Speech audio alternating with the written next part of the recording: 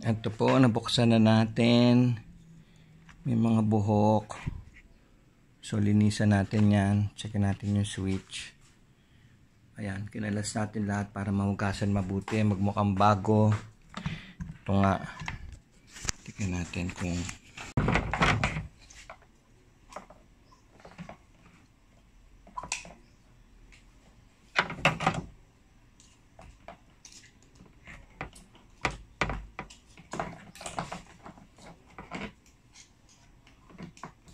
nalangisan natin yung makina. Kailangan kong hawakan.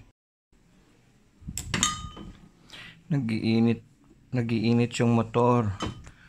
Putol yung mga putol yung mga tie wire. Ayun pa yung isa, putol. Ako, delikado, nakalaglag yung mga Subukan natin talian. Ayan, tinalian ko na ulit. Tapos lalagyan natin ng oil yung ilalim tsaka itong bushing, kakabit na natin. So, lilinisan na po natin lahat. Ganito po yun. Binabalot talaga yung mga switch. Dahan-dahan lang yan. Sinasabon. Okay, linisin natin. Tapos okay na yung makina. Na-lubricate na yan. Ito na lang bubuksan natin. Tetestera natin lahat. Okay. Malinis na lahat.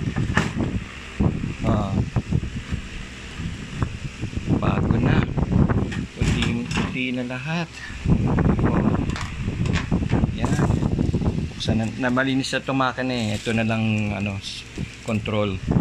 Mga tornilyo. Ito yung mga napatid.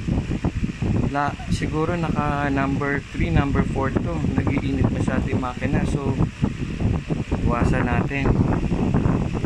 Tinali ako na ulit yun. Tapos nilangisan yung salting. Okay, fresh na fresh. Control nakabit na. Umandar na to. Nilagyan na ng oil. Tapos na-screw na mabuti, nalinis na mabuti. Testing. Okay. On. Yan. 1, 2, 3, 4. Hindi na tayo magpapalit ng capacitor. Malakas. 0. Okay. Assemble na.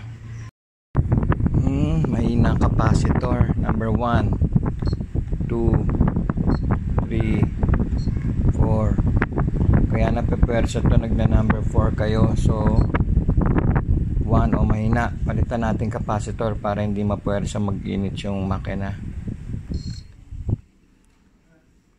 Okay, testing. Palit na ng capacitor. 1. Lakas. 2, 3, 4.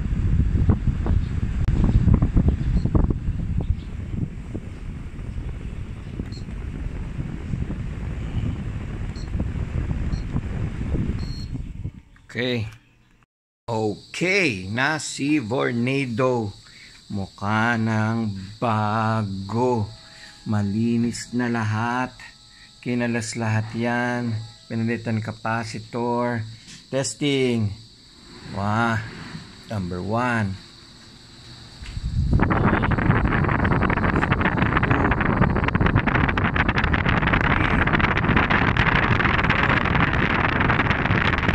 Ayos na si Vornado. Paano din? Fantastic Man Strikes Again.